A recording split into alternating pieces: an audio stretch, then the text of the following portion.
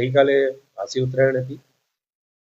રાત્રિના સંભવિત 7 વાગ્યાના અરસામાં એક જ કોમના બે જૂથ સામસામે આવી ગયા હતા.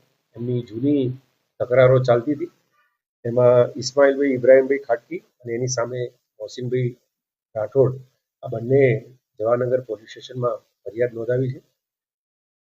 બંને પક્ષે રાયોટિંગનો ગુનો નોંધ્યો છે. એમાં લાકડી, ધારિયા તલવાર જેવા સાધનોથી એકબીજા પર હુમલો કર્યાની હકીકત બંને ફરિયાદીએ જણાવેલી છે.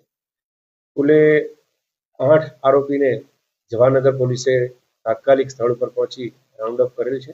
એની ધરપકડની કાર્યવાહી પણ કરેલ છે. આમાં મહિલાઓ પણ આરોપી તરીકે સંકળાયેલી છે અને કેટલાક હોસ્પિટલાઇઝ હોય એમની પણ ધરપકડ કરવાની કાર્યવાહી ચાલુ છે. હાલ ગામમાં શાંતિ છે, ખૈરિયત છે અને જવાહરનગર પોલીસ આગળની તપાસ ચાલુ રાખેલી છે.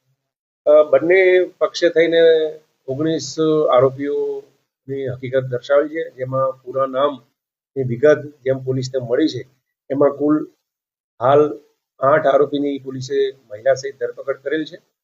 બાકી કેટલાક આરોપી હોસ્પિટલાઇઝ છે અને એમના ઉપર પોલીસ જાપ્તો ગોઠવી દેવામાં આવેલો છે.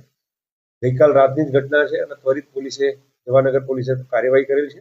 ટૂંક જ સમયમાં બાકીના આરોપી પણ પકડાઈ જશે. ત્યાં અમને થોડા સીસીટીવી ફૂટેજ મળ્યા છે.